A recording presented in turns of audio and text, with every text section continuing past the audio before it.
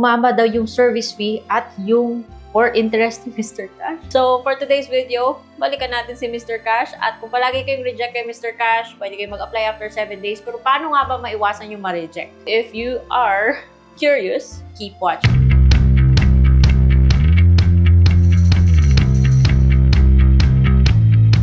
Hello everybody! Welcome back to my channel. Mauumay kayo kasi palagi nating sinusubaybayan tong si Mr. Cash dito. May nagsasabing okay siya, may nagsasabing hindi, may nagsasabing nang haharas, at may nagsabi din na love ko daw si Mr. Cash. Correction. Hindi ko po pinopromote at hindi ko love si Mr. Cash. Kinikriticize ko kasi Mr. Cash because of the interest and the service fees na kinakaltas niya. Pero at the same time, you people deserve to know what there is to know about Mr. Cash. It's an utang platform na download online, registrado po sa Securities and Exchange Commission. So, kung ayaw nyo kay Mr. Cash, di ba? Kung gusto nyo kay Mr. Cash, it's fine. Or kung nagbabala kayo mag-utang dito kay Mr. Cash, then stay tuned kasi I just want to discuss it in full detail. So, this video is not sponsored, guys. Again, si Mr. Cash yung pag-uusapan natin, it's under e-generation, yada, yada, yada.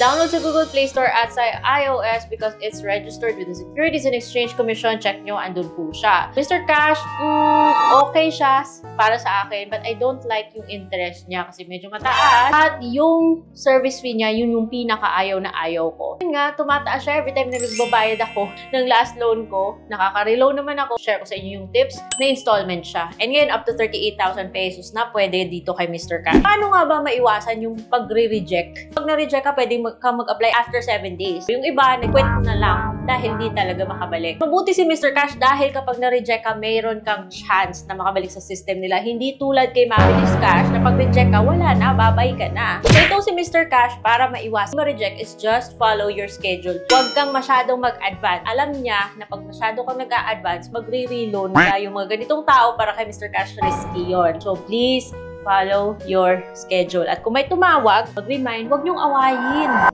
Be kind. Pag sinabi nilang possible ka maka-reloan, hihingin yung details kung kailan ka magbabayad, just go with it. At please, make sure na malinis yung cellphone nyo kasi ma-feel ni Mr. Cash na masyado ka ng mga OLA. Maraming OLA ginagamit, kaya risky ka rin para kay Mr. Cash if masyadong maraming OLA yung naka-install sa cellphone nyo. Kung hindi nyo na ginagamit yung OLA, paki-uninstall, please lang.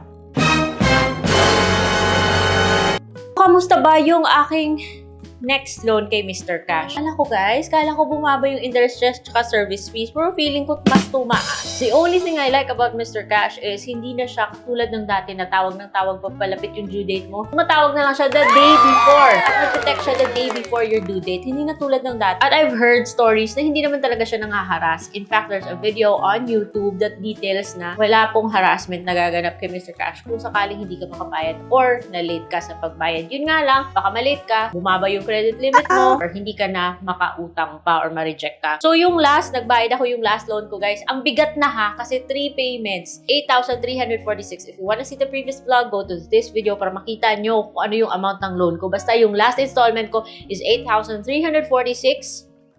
Binayaran ko nung March 9. At pagkatapos ko magbayad, guys, kaagad naman siya nag-post. Kung sakaling hindi man siya mag-post, hintayin nyo lang ng a couple of minutes or mag-send nyo yung screenshot ng proof of payment nyo. At nung nag-refresh yung Mr. Cash app ko, ayun guys, lumabas na tumaas yung credit limit ko. Naging 27,000 pesos. Do I want to take it knowing na meron po siyang kinakaltas at medyo malaki yung interest niya? Hindi guys, pinabaan ko yung niloan ko sa kanya. Ang bigat na, kita nyo naman sa last kong payment, every 15 days ko magbabayad pag 45 days. 8,000 yung tatlo kong installment. Kaya guys, ang bigat na. Pero sinubukan ko pa rin siya para sa inyo. Ano ba yung mangyayari kung binabaan ko yung aking inutang? Kung tataas pa rin ba yung credit limit ko on my next loan? Anyway, instead of 27,000 guys, kinuha ko 15K lang. So, pag-click ko ng apply now, yun, papacheck niya sa inyo kung okay pa ba yung mga information. Kung gusto mo magpatuloy, ayan, sige, i-click mo yung save and continue. Ayun, lalabas na 27. So, yung hindi mo pa naabot yung 6,000, pa one-time, big-time payment ka lang. So, pay in 30 days, yung pag ganon, at meron siyang kaltas. Pero, wala ka namang babayaran ng interest kapag one-time lang yung loan mo. Pero pag installment, may ikakaltas siya. Pinaka-minimum dito, dahil installment na po ako kay Mr. Cash, I can choose any amount from 6,000 to 27,000. And kita nyo naman, up to 38,000 na siya. And I don't think gusto ko pa itong maabot kasi ang laki na, ang bigat na ng binabayaran ko kay Mr. Cash. Nawa kong 14,000 na lang. So, kinlik ko yung 14,000. I still have the option between 40 and 45 days. Wala pa rin yung 60 days para sa akin. Siguro, kung naging open na si 60 days para sa akin, sige, kukunin ko na yung maximum na available. Eh kaso, nag 14,000 lang ako kasi nga guys, ang mahal na. So, pinili ko yung 45 days or up to 3 installments at doon sa next page, makikita mo kung magkano yung babayaran mo every installment. Bali, summary ito ng loan mo. Yung offer sa akin is 14,000 pesos. Kakaltas siya ng 13% na service fee. So, hindi bumaba yung service fee ni Mr. Cash. Parang tumaas pa nga. Kaya 13% na. And yung daily interest is 0.25 per day. Sana tanggalin niya yung service fees niya. Mas gusto natin yung loan apps na buo natatanggap eh. Service fee is 1,820. Ikakaltas na yun. Kaya yung matatanggap is 12,180 na lang.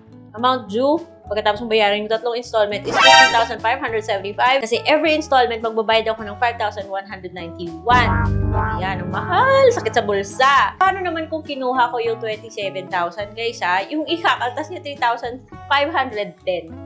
And then, 13% pa rin yung kanyang service fee. So, nasa inyo yan kung gusto nyo tong i-take because it's a fact na may mga service fees naman talaga yung mga loan apps. But depende sa platform, yung ibang loan apps kinakaltas in advance yung service fee, yung iba hindi. Napapasama doon sa interest. So, I think, para sa akin, mas mabuti na later niya na lang, isama niya doon sa installment yung service fee at sana buo yung loan. Pag natanggap, di ba? Mas okay yung ganon. Mahal talaga kay Mr. Cash. Pero so far para sa akin, kung kailangan mo talaga yung funds, baka pwede si Mr. Cash sa'yo. Pero just expect na may ikakaltas siya. So, 27,000 yung ilo-loan mo, 3,510 yung ikakaltas niya. Yung interest niya is 30,3750, kaya yung matatanggap is 23,490 lang. At yung amount due is 30,038. But if you're going to compare Mr. Cash at saka Finbro, mas okay si Mr. Cash kaysa kay Finbro because of this. Kayo yung magdi-decide niyan. Kaya yun, nag 14,000 lang ako. Ano naman yung mangyayari kapag hindi makabayad kay Mr. Cash? Naku, mahal din ng late fees niya ha. Kaya dapat on time para makaulit. Kung gusto nyo makautang ulit, dapat good payer kayo. Ayun yun. At dapat malinis yung cellphone nyo ha. Tanggalin nyo na kasi yung mga OLA dyan na sakit lang sa ulo. At dun lang kayo sa loan apps na manageable. Confirm to submit, lalabas to, and then I agreed to it, and then yun, natanggap ko naman kaagad sa Maya ko, yung amount na niloan ko. Pero syempre, may kaltas. Sana tanggalin nila nito yung service fees nila. Otherwise, hindi na ako uulit. Kahit na maka-pera ako ng 38,000. So, patuloy natin yung subaybayan to si Mr. Cash. Magiging okay ba siya? Kasi kino-call out ko siya because of the service fee. Service fee is parang tumataas ng tumataas. Ano ba yan? If you learned something from this video, let me know kung ano yung nag-experience nyo kay Mr. Cash. Ito yung sa akin. Up to you kung okay ba kayo dito o hindi. But, as long as alam nyo kung ano, what to expect with Mr. Cash, happy na ako na na-share ko yan sa inyo. That's all for today, and I will see you on my next vlog. Bye!